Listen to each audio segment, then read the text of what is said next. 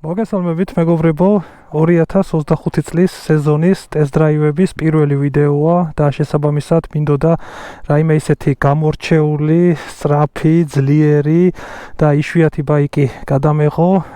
თან ბოლო პერიოდია საქართველოში ევროპული ბაიკები შემოდის და ეს ძალიან კარგია, იმიტომ რომ მინიმუმ ბოლო 10 წელია ევროპა კარნახობს მოტოსამყაროს თუ რა მიმართულებით უნდა განვითარდეს.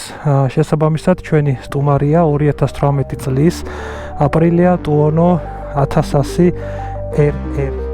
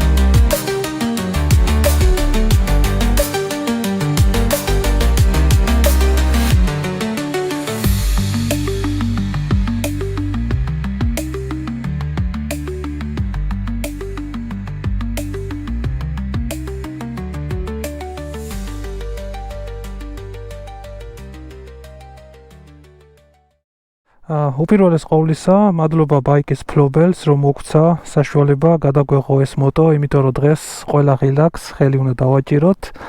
მაქსიმუმი ამოვიღოთ ამ ბაიკიდან, რის შესაძლებლობაც იქნება, რომ გავიგოთ თუ რა შეუძლია. ზოგადად ეს ბრენდი ჩვენთან ჯერ დიდად პოპულარული არ არის. აი დაახლოებით შედარება რო გავაკეთოთ, ტრიუმფები როგორც იყო 2-3 წლის წინ, ერთიანად რო შემოვიდა ბევრი, ხალხმა გაუგო გემო მაგ ბრენდს და ბევრმა შეიძინა. იგივე სიტუაცია დაახლოებით ამ ბაიკებზეც. თან პლუსი ის არის, რომ ოფიციალური სადილეროც არსებობს ქვეყანაში Aprilias-ი, რაც ამარტივებს ხარისხიანი სერვისის ჩატარებას, რაც დამეთანხმებით ერთგვარი პლუსი არის და დარწმუნებული ვარ უახლოეს მომავალში ძალიან ბევრ Aprilias, თუნდაც საშუალო კუბატურიანს ან ლიტრიანებს შეხვდებით ჩვენს ქუჩებში დიდი ოდენობით. ტექნიკურ მონაცემებს რაც შეეხება, რომელიც უჩემოდათ შეგიძლიათ ვიკიპედიიდან ამოიკითხოთ, მაგრამ უცბად მაინც უნდა ვთქვა, აქ გვაქვს 1077 კუბი, 4 ცილინდრი, V4, ნამდვილი V4 არის ეს, გამგები ამას გაიგებს, ხოლო 175 ცხენის ძალას გამოიმუშავებს ძრავი და 121 ნიუტონს. ეს მონაცემები ქალაქში აი ყირაზე გადახვალ, რასაც ქვია, ნამდვილი ჯოჯოხეთია. აგრეთვე არსებობს Tuonos ორი ვერსია, არის RR-ი, საბაზისო მოდელი და Factory. ამ შემთხვევაში ეს არის RR მოდელი და Factory-სგან მას განასხვავებს პირველი ფერთა სქემა, სხვა შეფერილობის არის უბრალოდ Factory ვერსია, კუდის ნაწილი, აქ პლასმასები აქვს დამატებული და უფრო ლამაზი და სპორტული არის ასე ვთქვათ, თუმცა ერთ-ერთში თავსებადია და შეგიძლიათ შეცვალოთ, ვისაც მთლიანად ტყავის არ მოგზონთ. აგრეთვე დემპერი, რომელიც ამ შემთხვევაში გვაქვს არ არის რეგულირებადი, ხოლო Factory-ის შემთხვევაში კი Iolins's რეგულირებადი აყენია. და აგრეთვე მთავარი განსხვავება, რაც არის, აქ გვაქვს Zaxis ამორტიზატორები, გერმანული, ძალიან კარგი ამორტიზატორია, თუმცა Factory-ის შემთხვევაში Iolins'i სრულად რეგულირებადი, ახალ მოდელებში 20-ის ზემოთ უკვე ელექტრონული და ეგ არის მთელი სხვაობა, ოღონდ დამატებით $3000 უნდა მაგ ყველაფერს. მოდი ახლა გაჩვენებთ საბარგულს. ზოგადად ასეთ ლამაზ მოტოებს საბარგული ფაქტობრივად არ აქვთ ხოლმე, მაგრამ ბევრს მაინც აინტერესებს და ითხოვთ. აი, აქ გვაქვს ტილო, რომლითაც გარეცხვისას გაამშრალებთ და საბარგული არ გვაქვს. ხო, ეს ცისფერი ტილო არ არის ხო ცისფერი? არა.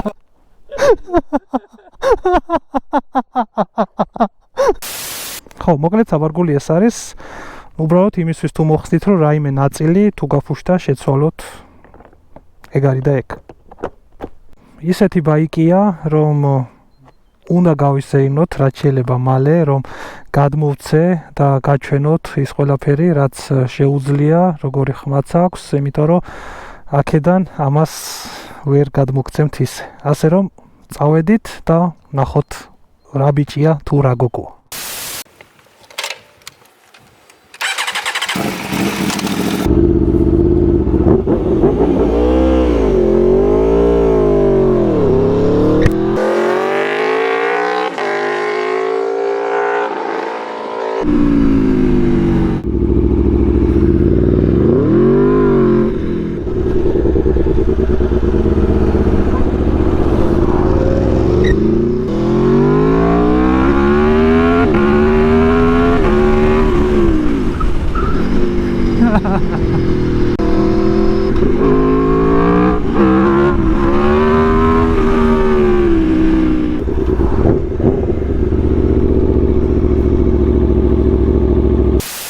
საწავით ჩავასხით, საქმეს მივხედოთ.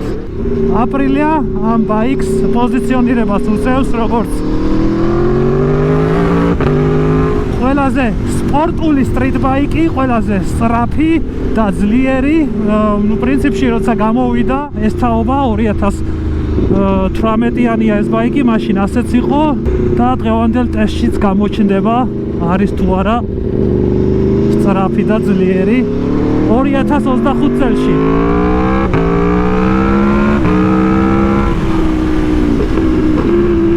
მიუხედავად მისი სპორტულობისა, სიმძლავრისა, ეს მაინც სტრიტ ბაიკია, უпростоრად სტრიტ ფაითერი. და უნდა გაიტესტოს რა თქმა უნდა ქალაქში. თუმცა მისი სიმძლავრიდან და ხასიათიდან გამომდინარე, მაინც ჯერ ქალაქგარეთ ვარჩიე. ნახოთ რა შეუძლია და ქალაქშიც შევამოწმებთ. პირველად რამოდენიმე წლის წინ, როდესაც ეს ბაიკები შემოვიდა საქართველოში და ლაივში ვნახე, უცბად შორიდან მეგონა თუ რაღაც სპორტ ბაიკი იყო. მაგრამ რაღაც ბოლომდე სპორტ ბაიკს არ გავდა. ახლოსში რომ მივედი, უკვე მერე გამოჩნდა, რომ კლიპონების ნაცვლად სტრიტის საჭი აქვს, საქარემინაც პატარაა, მთლად სპორტ ბაიკივით არ არის.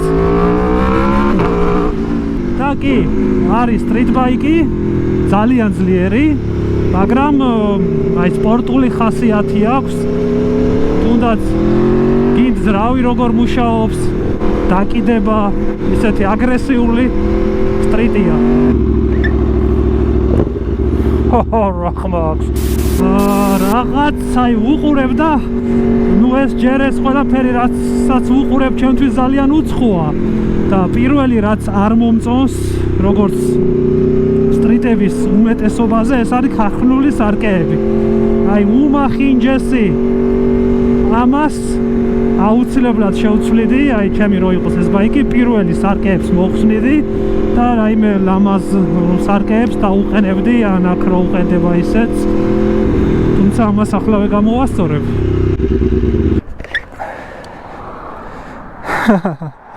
აი ესე მარტივად ეს ერთი, ქალაქში მერე დაუყენებ ისევე, იმიტომ რომ თბილისში 2 სარკე კი არა, 6 რო გქონდეს ეგეც არ გეყოფ.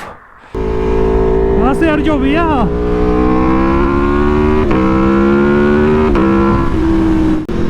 ხოლიგნურ. აი უმეტესობას ჩვენთან მაინც ეს 4 ცილინდრის ხმა უყვარს. კი, ჩემ ბაიკს 3 ცილინდრის სპეციფიური ძალიან ლამაზი ხმა აქვს, მაგრამ საქართველოში 4 ცილინდრი მაინც ყველას უყვარს ძალიან, მით უმეტეს V4 აპრილიასი საოცარია და ეს Austin Racing-ის სრული გამშვები უყენია.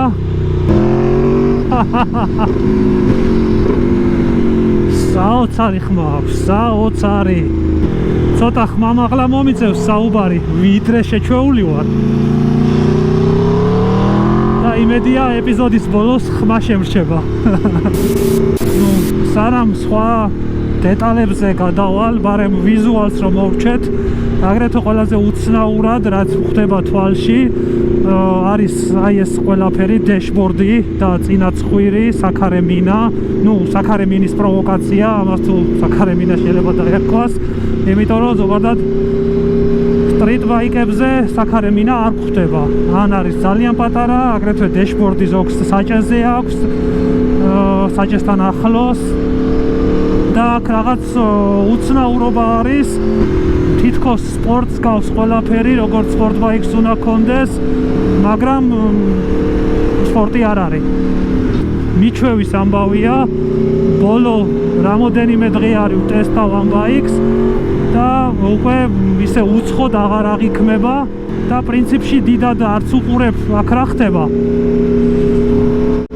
იმდენად მაგარ ემოციებს იძლევა აქ ჩუქნის ეს ბაიკი და პლუს ეს ხმა აქ რა ხდება, ამას აღარც ვაქცევ დიდად ყურადღებას, არადა ბევრი რამ ხდება, ძალიან ინფორმატიული დეშბორდი აქვს. ვერთო რამდენია გამოსულა საკატალოგო, მაგრამ ძალიან მტვერიანია ზამთრის მერე და ძალიან სახიფათოა. მით უმეტეს როცა შენს ფეხებს შორის 175 ცხენია ელექტრონიკის გარეშე.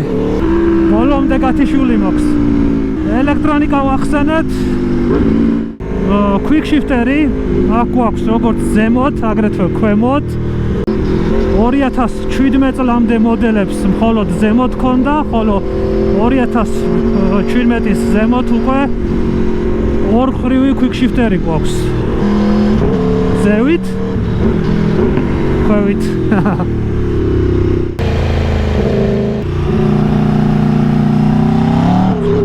ოპა!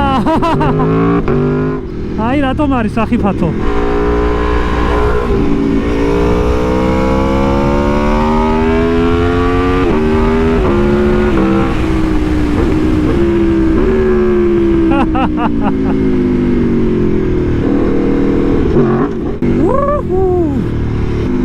quick shifter-ზე კიდევ ერთი ის შევამჩნიე, რომ დაბალზე და მაღალ სიჩქარეებზე მუშაობს აი ძალიან სწრაფად, ძალიან კარგია, ხოლო აი საშუალო სიჩქარეზე აი თითქოს ოდნავ, აი ძალიან ოდნავ აგვიანებს, მაგრამ ეს თითქმის არ შეიმჩნევა, ან თუ ძალიან არ დააკვირდი.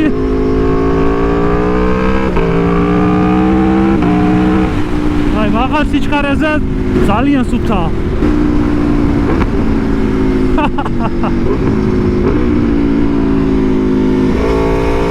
მერტოჩებო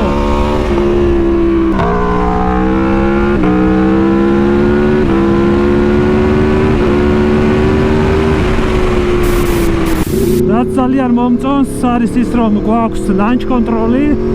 ლანჩი ძირითადად დრაგზე ან წრიული რბოლებისას სტარტზე ძალიან კარგია, მიუთითებ რამდენ ბრუნზე გინდა დასტარტო და სტარტაო. თუმცა მაგასაც უნდა ცოდნა ვარჯიში თუ როგორ უნდა გამოიყენო და რეალურ ცხოვრებაში წარუმატებელი ლანჩები უფრო ბევრი მინახავს ვიდრე წარმატებული. თუნდაც წრიულზე არაერთხელ იყო ხოლმე რომ დასტარტეს ლანჩით, მაგრამ გააფუჭეს სტარტი. მე ახლა ცოტა უფრო გავართულებ და ლანჩის გარეშე მირჩევნია ყოველთვის. გზა თლად სახარბიელო არ არის, მაგრამ სინჯოთ დასტარტვა. ტრექშენი გათიშული გვაქვს, არანაირი ელექტრონიკა, ანტივილიც გათიშულია, სპორტ მოუჩია.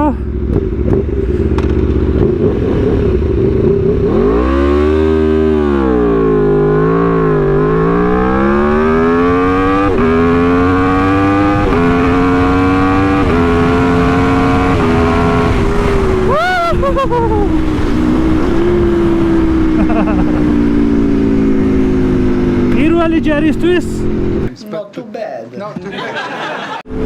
რამოდენიმე წრეში, 3.5 წამში 100-მდე უპრობლემოდ დასტარტავთ.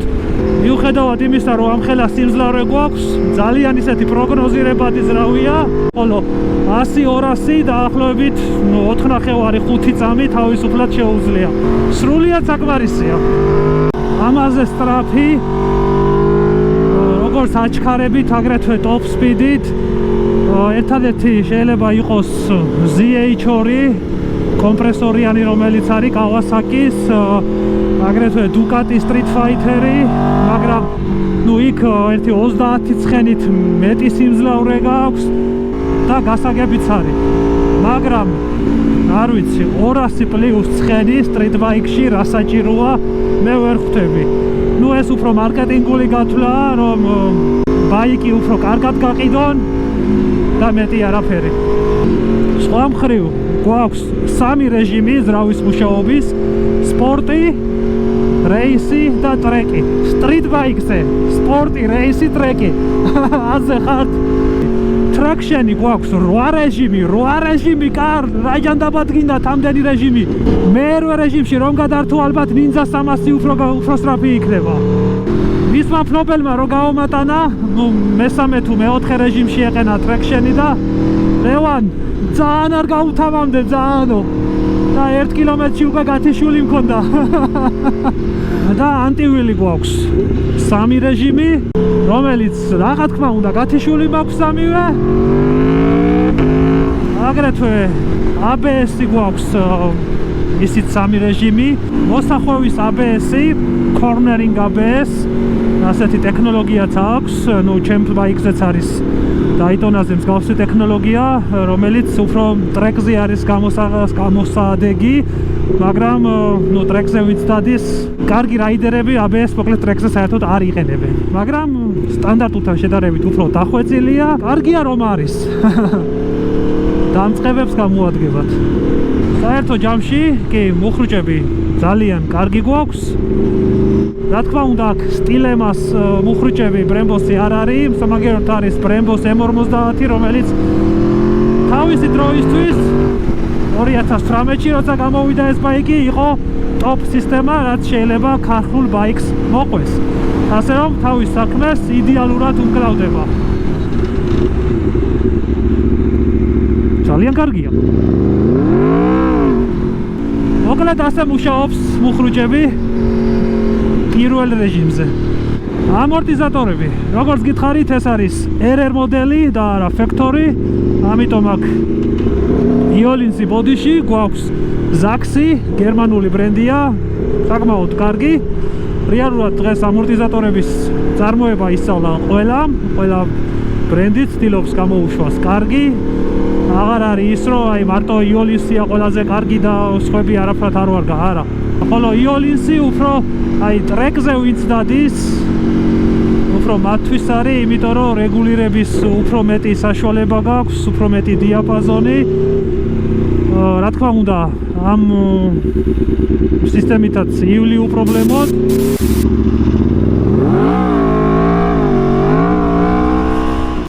აბა ვნახოთ ZAXi რა ბიჭია.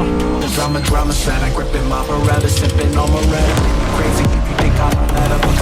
Drama center, I'll be the first to say it. Only you can manage, just don't get in the way. I said I make this, I'm a drama center. You in the drama center. There's a home, sun is not, she don't know. You should come and catch it, 'cause I'm a drama center.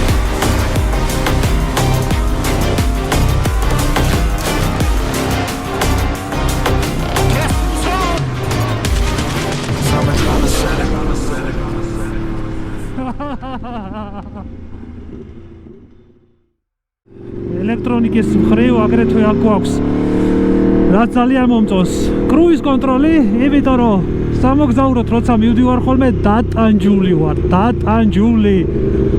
გას ხელს ვერ აუშვებ, ან უნდა აკრიბო, მე აუშვა, სანამ დავარდება, მე ისე მოუმატო, ხოლო აქ დააყენებ ერთ სიჩქარეს და მიდიხარ ადამიანურად დასვენებული.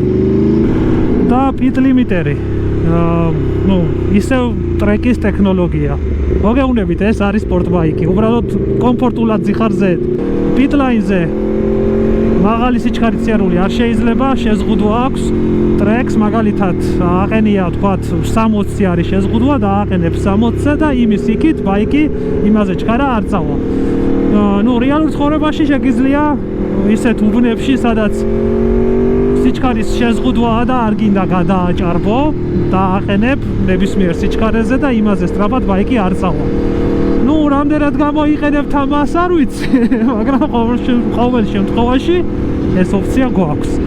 აგრეთვე აი ეს პატარა ღილაკი აქვს, ასე ვთქვათ, მულტიმედია, ასე დავარქვათ, მოკლედ არის ის რომ თქვენ smartphones უკავშირდება ბაიკი ხმოვანი ბრძანებების შესრულება შეუძლია ბაიკს აგრეთვე შემომავალი და გამავალი ზარები პასუხი ძალიან კარგია და აგრეთვე არჩევითი ოფცია აქვს აპრილიას თავისი აპლიკაცია ოპა კონიკვებით დასვლა აღარ ღირს აპლიკაციის საშუალებით შეგიძლიათ ელექტრონიკაში შეიტანოთ ცვლილებები, შეცვალოთ პარამეტრები. ეს პარამეტრები აგრეთვე შეგიძლიათ გამოიტანოთ ლეპტოპზე და მოკლედ ამას აი ტრეკზე რბოლების დროს პროფესიონალები აკეთებენ. რეალურ ცხოვრებაში რაში გჭირდებათ, არ ვიცი. მაგრამ არის რა. კიდევ ერთხელ ვიმეორებ. ეს არის სპორტბაიკი. უცბად ბენზინს ჩავასხავ და ბარემ ერთი რაღაც მინდა გაჩვენოთ. აი, რაზე აქვთ კიდევ ნაფიქრი. ამ ჭრილებს ხედავთ? რომ აი პისტოლეტი ისე ჩადოთ, რომ ამ ჭრილს მოხდეს და არ დაიჭხაპონოს აქ კიდეები, მაგრამ მეორე მომენტი ის აქვს, რომ აი ეს ყელი თვითონ შიგნი ძალიან წვრილია, იმდენად წვრილი, რომ პისტოლეტს უჭირს, ასე ვთქვათ, ჩატევა, თუ შიგნით ჩაყოფთ, მერე ჰაერი არ ყოფნის და ასხავს ზევით. ცოტა ამოაყოფინეთ, თორე შეიძლება ამოასხას იმან. აი, თითქოს იტალია იფიქრეს, მაგრამ ხო შეეძლოთ ის ყელი ცოტა განიერი გაეკეთებინათ.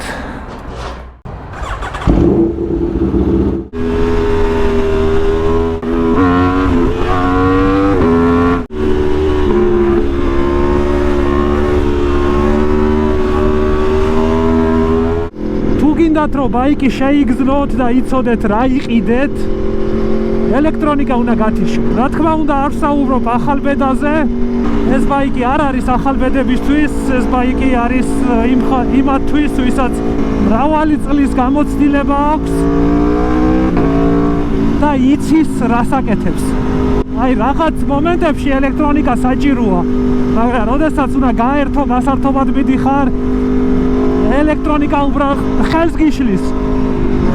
აი სულ რომ 150-200-ით მიდიოდეთ და ბოლომდე გაუხსნათ გაზი ამ დროს. აი ბიძგს გზნობთ მაინც რომ ბაიკს აი იმ სიჩქარიდანაც კი შეუძლია ისევ არანორმალურად აჩქარდეს. ნუ საოცარი ზრავია.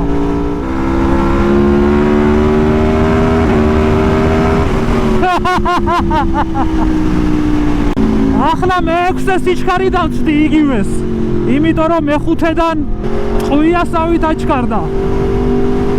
ოჰო, კარგი პარკირება.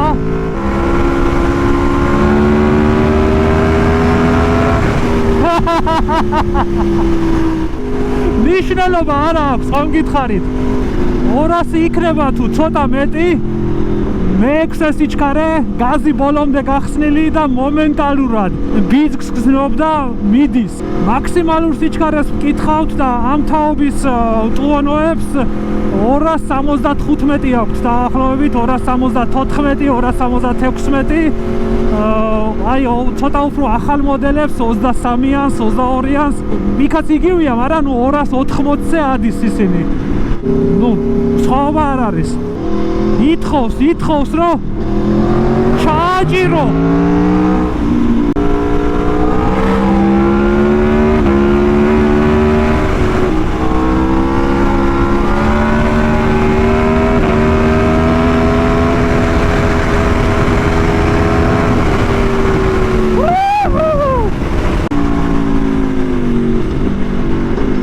Downshift-ი არ აქვს და ნუ კონუსით მიწევს რა თქმა უნდა გადართვა. და კაც ინსტინქტურად იგივეს ვაკეთებ ხოლმე და პირველი გადართვის მერე მახსენდება რომ აქ quick shifter-ი ქვემოთაც მუშაობს.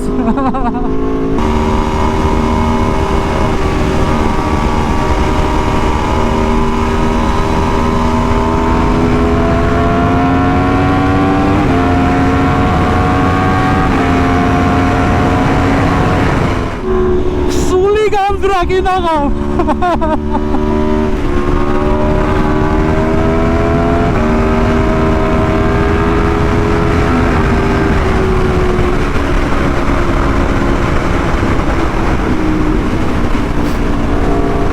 მაქსიმალური კი ვიცით რომ დაახლოებით 275 აქვს ფურცელზე მაქსიმალური, მაგრამ უნდა გაიტესტოს. ამისთვის ყავს დღეს აქ. ზოგადად სტრიტ ბაიკების უმეტესობისთვის აჩქარება მთავრდება 200-თან. განა არ მიდის ის ბაიკები უფრო ჩქარა. უბრალოდ იქ აეროდინამიკა ხელს გიშლის და 200-ზე ზევით სიარული არაკომფორტულია. თუმცა ამ ბაიკის შემთხვევაში ასე არ არის, აი ეს პატარა საქარე მინა თავის საქმეს აკეთებს. აბა ვნახოთ.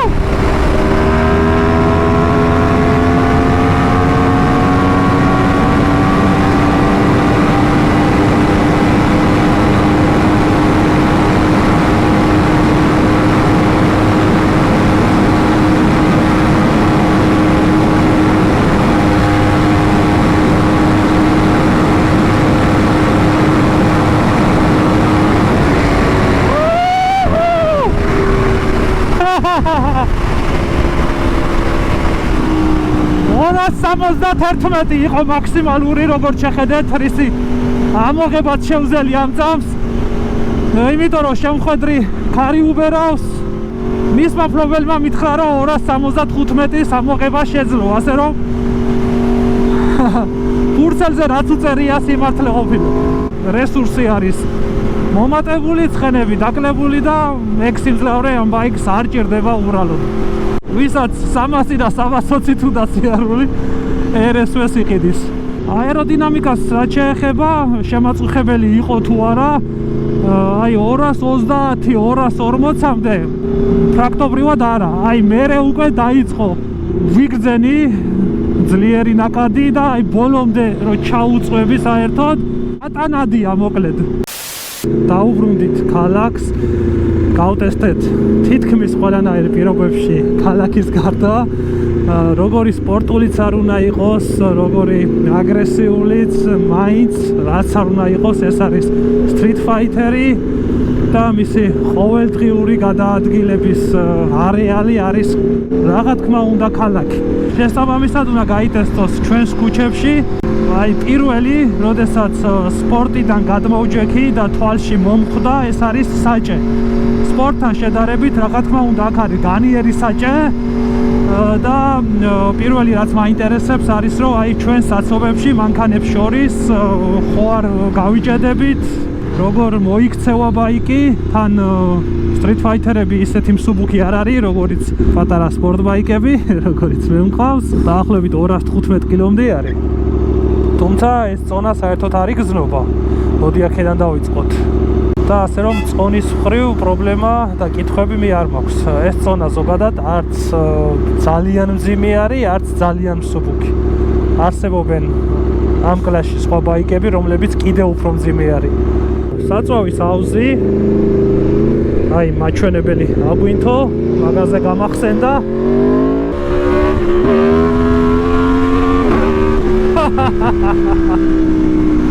გვაქვს 18 ლიტრა ნახევარი და წვა არის ბევრი. წარმოებელი გვეუბნება რომ სავსე აუზით დაახლოებით 260 კილომეტრს გაივლი. კი, თუ ალბათ ასე ივლი 5000 ბროს არ გადააცილებ, ალბათ გაივლი. ხალხურად გამოდის რომ 7-8 ლიტრა, მაგრამ რეალობაში ან არ ვიცი, ჩემ ხელში არის ასე, მეტია რა. 10 ლიტრი რო უეჭველი არის, ეს ვიცი. იხულიგნებ უფრო მეწეცავა. ასე რომ ჯერ საწოლს ჩავასხავ და დანარჩენი მერე გავაგრძელოთ.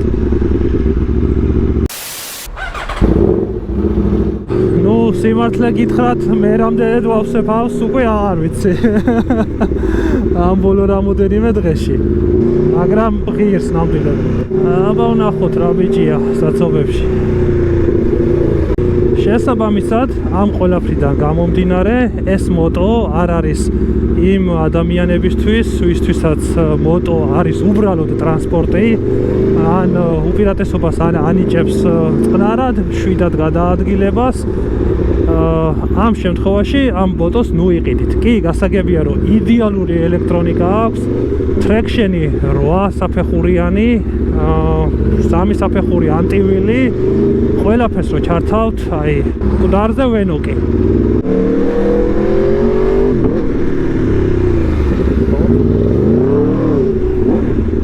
გაზაფხულია, ყველა მძღოლს ვერ ენდობი. ზოგისაც შეუხვევს და ამასობაში რა ფერარი გამომრჩა. და ნუ ბაიკიც ტყუილა უნდა ტანჯოთ, თქვენც თავი უნდა იტანჯოთ. როცა უამრავი სხვა ბაიკი არსებობს.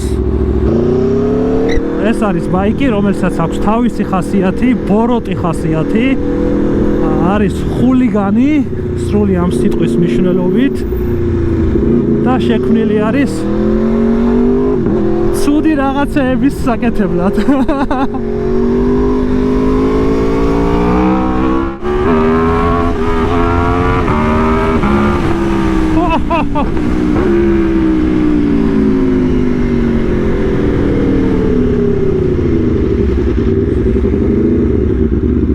ასეთ საცობში ტუონო კი არა, სკუტერითაც ვერ გაძრევი.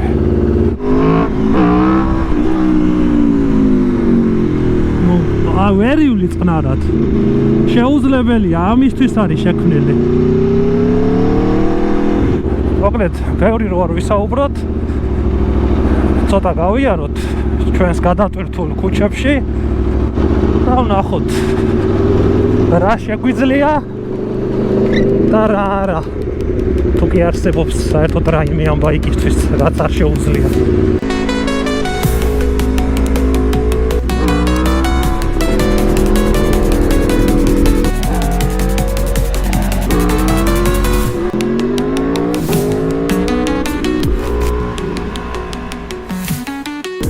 პრინციპში როგორც ხედავთ, ქალაქში ძალიან კარგი ბაიკია, მიუხედავად მისი ზომისა, წონისა, ეფექტურია. აი, ყველა შენ გიყურებს, ხმა, ჯერ მარტო ხმის გამო გამოიხედავენ, უბრალოდ ხმა მაღალი ხმა კი არა აქვს. აი, სასიამოვნო ძრავს როგორიც უნდა ქონდეს. მაგალითად, დუკატის V4 არის, ნუ საშინელი ხმა აქვს. ლამაზი ხმა არ აქვს, მას აქვს უბრალოდ მაღალი ხმა. და აქ მაღალთან ერთად სასიამოვნო ჟღერს ამის V4. მოკლედ დღეის ამას იქით ეს ზრავი არის ჩემი ერთ-ერთი საყვარელი ზრავი.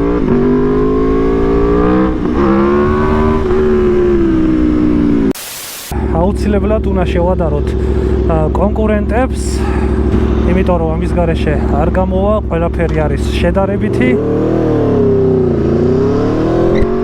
დავიწყოთ მისი იაპონელი კონკურენტებიდან. სიმართლე გითხრათ, იმ პერფორმანსით, რასაც ეს ბაიკი დებს, ვერცერთი იაპონური მოტო დღეს ახლოსაც ვერ მოდის. Honda, Suzuki, Kawasaki, ძალიან აი მოსაწყენი ბაიკები არის. MT-10 Yamaha-ი, რომლის გადაღებას მინდა და ერთადერთი ეგ ჩანს საინტერესო, თუმცა ისიც სიმძლავრეში აგებს ამ ბაიკთან და პლუს არც ასეთი დახვეწილი ელექტრონიკა აქვს. რაც შეეხება ევროპულ ვარიანტებს, ნუ KTM-ი Super Duke არის ამის კონკურენტი, ასე ვთქვათ. ფიცხი, საოცარი ემოციები მოაქვს, მაგრამ არის კაცრად ქალაქის ბაიკი უფრო. იმიტომ რომ აეროდინამიკა საშინელი აქვს ამასთან შედარებით, ტრეკზე ისეთი არ არის და ვერც ქალაქგარეთ მაღალ სიჩქარეებზე გაშლილი პარაშუტივით ხარ, არ ვიცი, ზოგს შეიძლება ეწყინოს, მაგრამ რეალობა ასე არის. რჩება BMW S1000, მაგრამ თავისივე პერიოდის ბაიკებს ვადარებ მე, ანუ და არა 2025 წლისას. BMW სპორტ ბაიკი ძალიან მომწონს, მაგრამ სტრიტი არა. ძალიან რაღაც მოსაწყენი ბაიკია ჩემთვის პირადად. ნუ თავის წყლოვანებაში და თავის კლასში ითვლება ერთ-ერთ საუკეთესოდ, თუ საუკეთესო არა.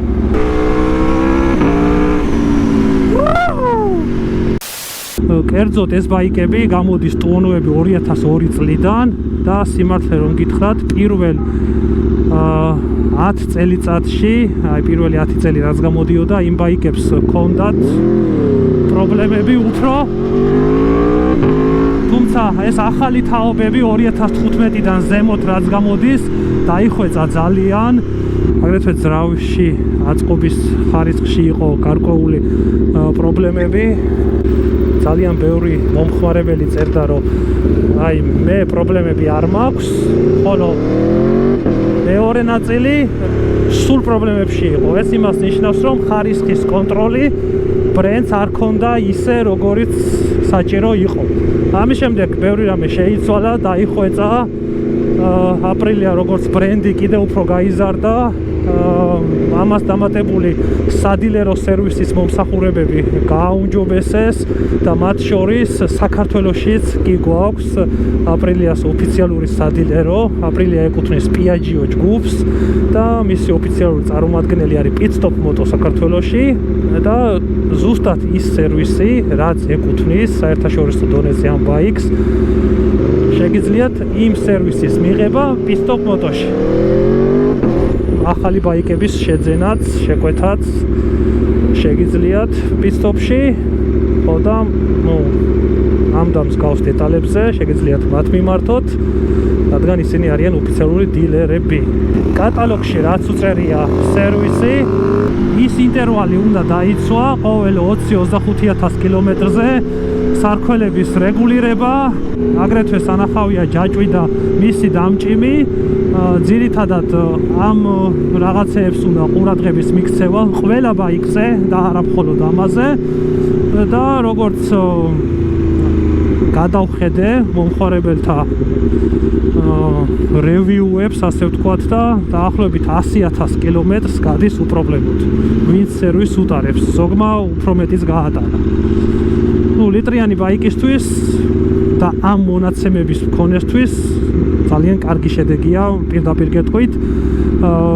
მაგრამ ისე ვახსენებ იაპონურებს, იმიტომ რომ წარსულში იაპონია ლიდერი იყო მოტოწარმოებაში, ტექნოლოგიებს ისინი ქმნიდნენ და კარნახობდნენ მთელ მსოფლიოს და შესაბამისად ბევრი იაპონური მოტო დადის მთელ მსოფლიოში. რესურსის მხრივ გამძლეობით იაპონური ბაიკები უფრო მეტს გაივლიან, ამაში დარწმუნებული ვარ. მაგრამ არა იმიტომ, რომ იაპონელი დღეს უფრო ხარისხიანად აწყობს, იმიტომ რომ ისინი სუსტ ძრავებს აწყობენ, არ დებენ იმ სიმძლავრეს, რამდენსაც ევროპელი დებს ბაიკში და შესაბამისად ძრავს დატვირთვა არ აქვს უბრალოდ. და მაქედან მოდის ის ნაკები გამძლეობაც. შესაბამისად ბაიკები არის უფრო მოსაწყენი, პრიმიტიული, თუ შეიძლება ასეთი ითქვას და იმ ემოციას ვერ განიჭებს, რასაც ევროპული მოტო. გასაგებია, რომ ევროპული შეიძლება უფრო ძვირი შესანახია, პრინციპში ლიტრიან კლასში იაფი შესანახი არც ერთი ბაიკი არ არის. მაგრამ ყოველ შემთხვევაში ადრე რომ იყო კატასტროფული სხვაობა სერვის შორის, ევროპულს და იაპონურს შორის, დღეს ეგრე აღარ არის, უფრო შემცირდა და უფრო იოლი შესანახია ევროპული ბაიკები, თუმცა ისევ ვიმეორებ, რომ ის ემოცია, რასაც განიჭებს ევროპული მოტო, იაპონური იშვიათად. წლებია ერთი ბოლო 10 წელია ამ სიმძლავრით უშვებს აპრილია ტუონოებს და არ ცვლის სპეციალურად იმის გამო, რომ ზუსტადაც რომ ძრავი არის იდეალურად დაბალანსებული, არ აქვს რაღაცა ჩავარდნები, მუშაობს ერთგვაროვნად როგორც დაბალ, ისევე მაღალ ბრუნებზე და ეს 175 ცხენი არის გადანაწილებული ძალიან კარგად ყველა დიაპაზონში. ვისაც მეტი სიმძლავრე უნდა, იმისთვის არსებობს RSV 4 217 ცხენზე არის, თავპირის გიმტრევიათო. კონკურენტებს კი იქ ZH2 არის, Street Fighter არის, 211 ცხენი ზალა აქვს, MV Agusta არის, არ არის საჭირო ეგ ცხენი ზალები. ამ ბაიკს 175 ცხენით შეუძლია ყველაფერი პლუს ძრავის რესურსი. იმდენად გავერთე ამ ბაიკის ტესტირებაში, რომ აი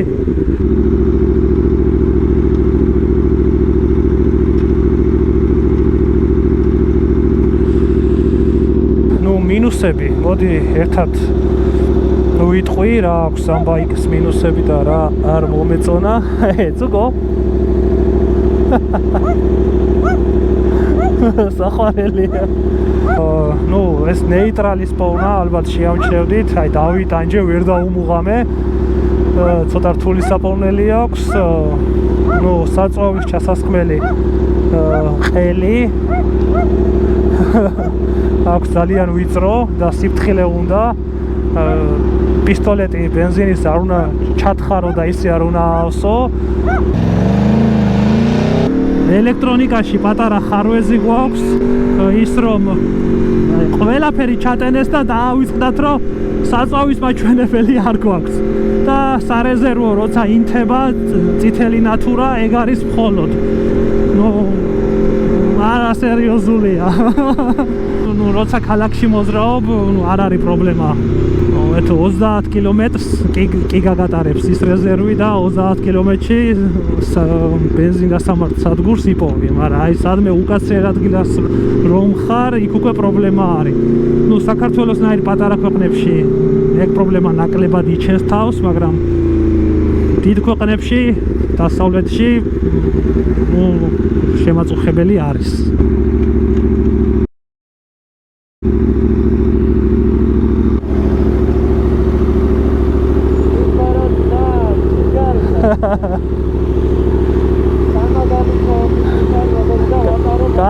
გაიხარე.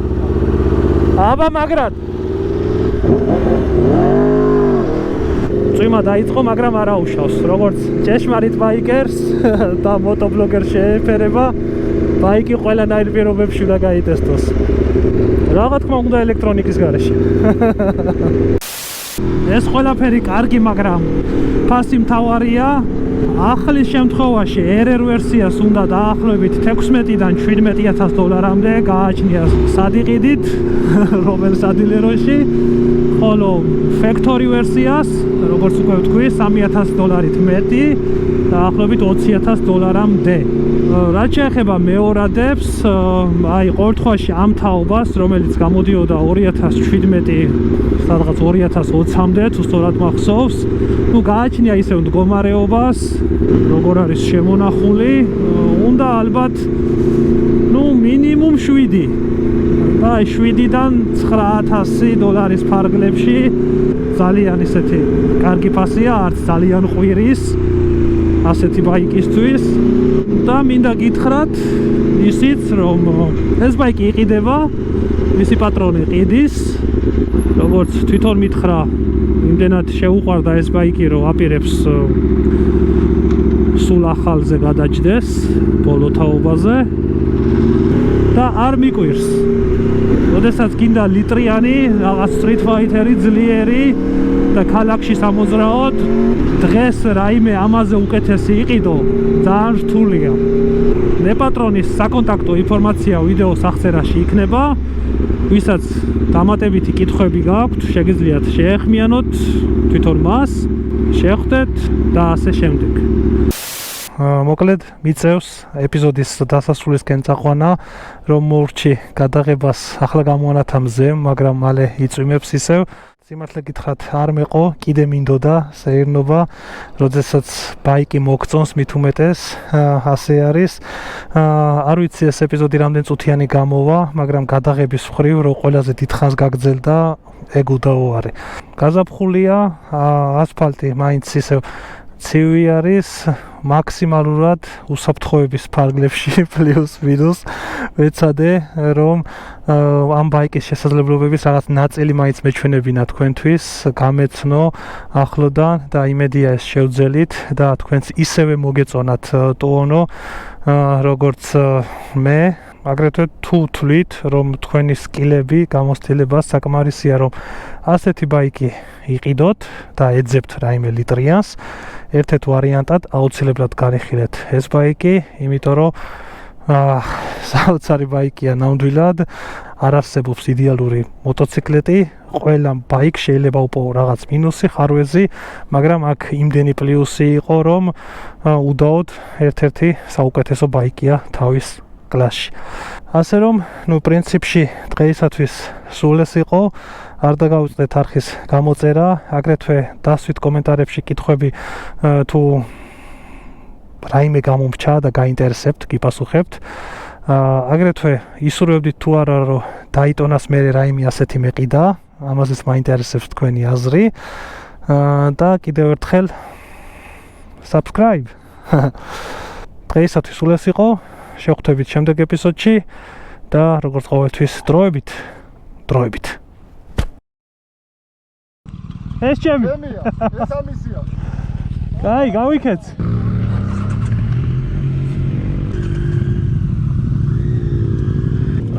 ვიღებდი ტუონოს და რომ მოვჭი გადაღებას. მეთქი კამერებსაც ჩავხსნი ახლა რა საჭირო არის დამჯდარი იქნება ელემენტით ხო და ამჟამად დრონი სად არის?